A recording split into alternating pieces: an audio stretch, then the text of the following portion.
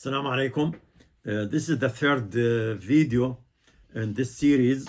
In the first two, we have an introduction to this series and address some religious claims regarding the land of Palestine.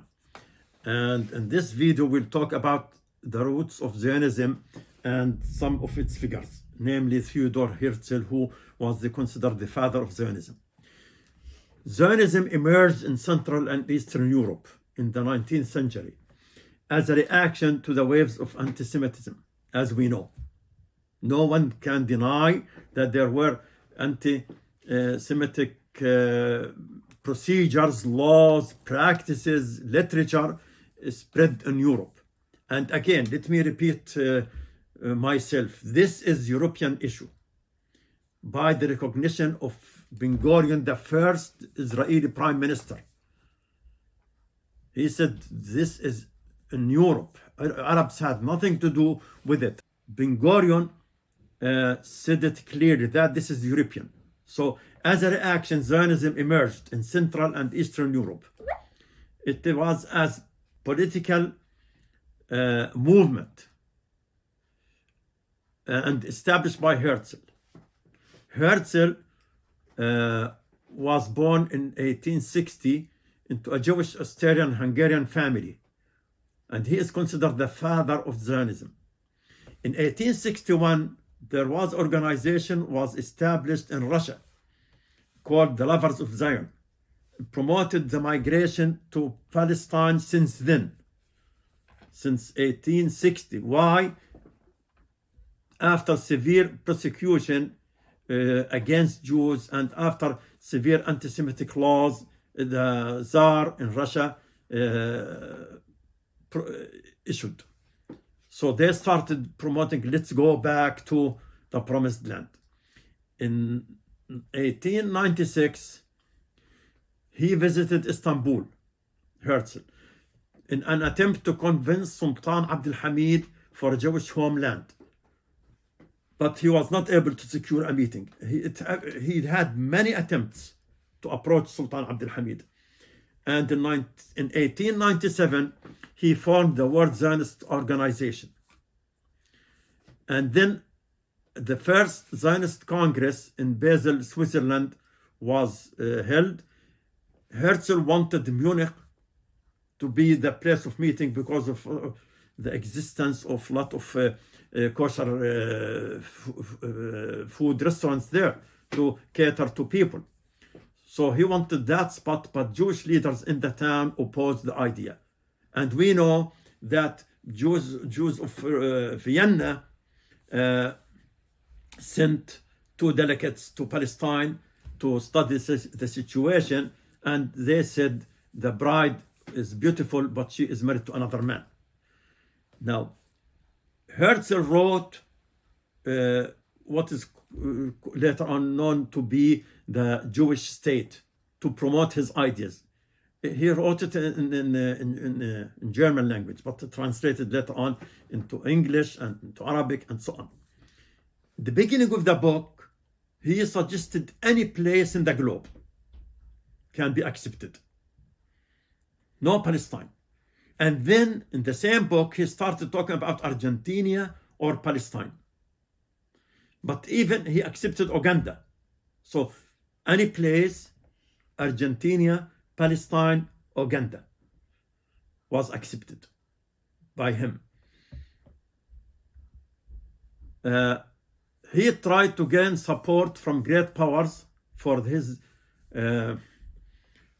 project. So he met with Joseph Chamberlain, the British colonial secretary at that time, and others. Now, Orthodox and liberal rabbis objected to Zionism.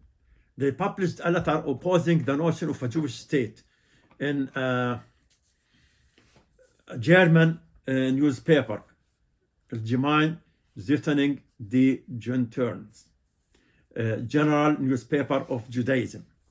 So Herzl established another newspaper called Die Welt, so in Vienna, so that to create an outlet for his Zionist ideas. but the oppositional leaders, rabbis, branded its Zionist propaganda and calamity. This is from Jerusalem Post newspaper. I'm referencing them, as you'll see.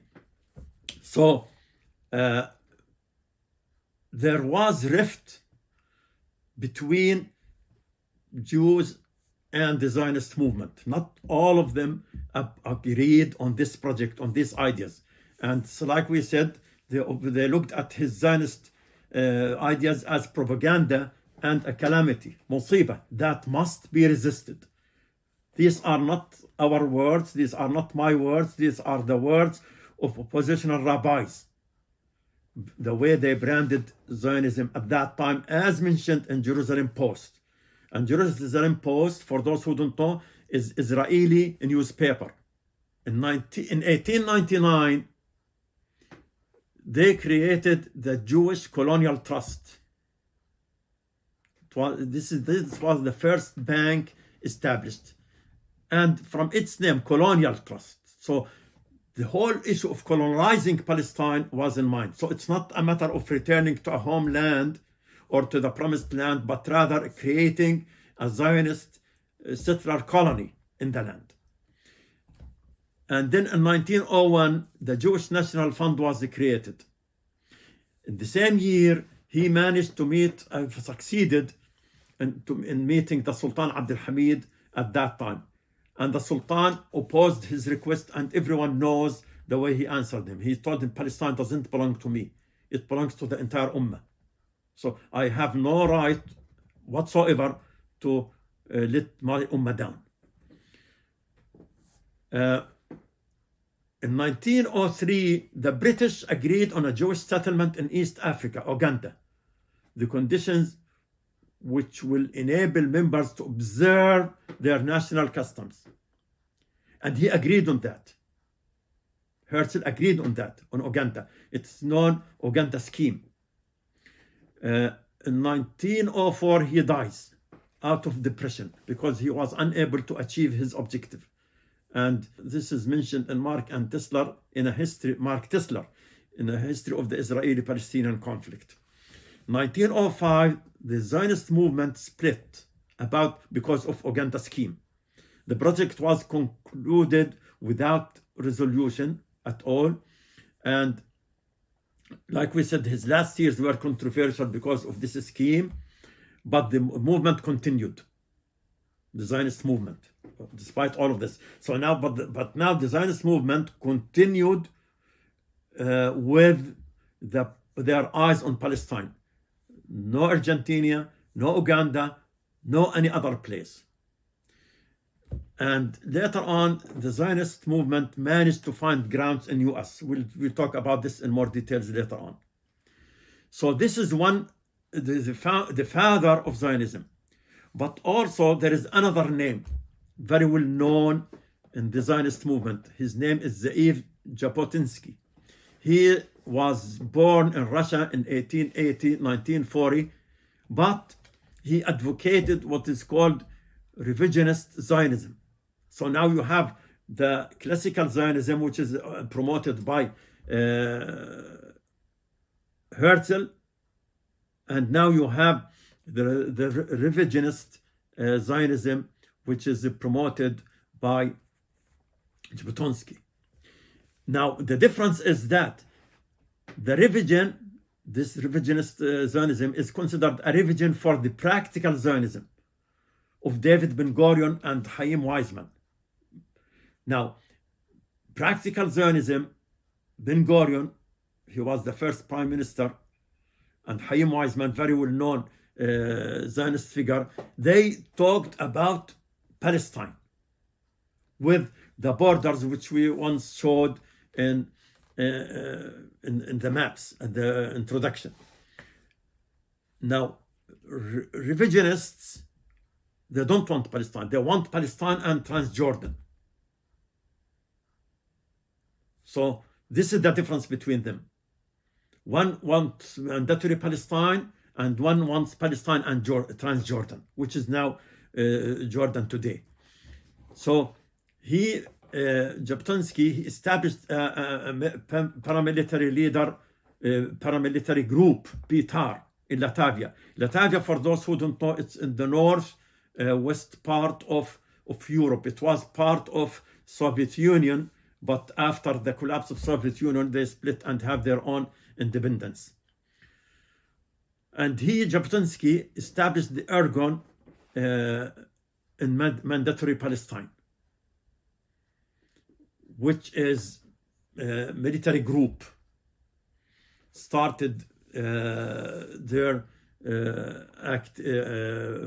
functioning in mandatory Palestine. Now, from this group, the revisionist Zionism, came a person with the name of Menachem Begin, 1913 to 1992. He was born in Belarus, again Russia.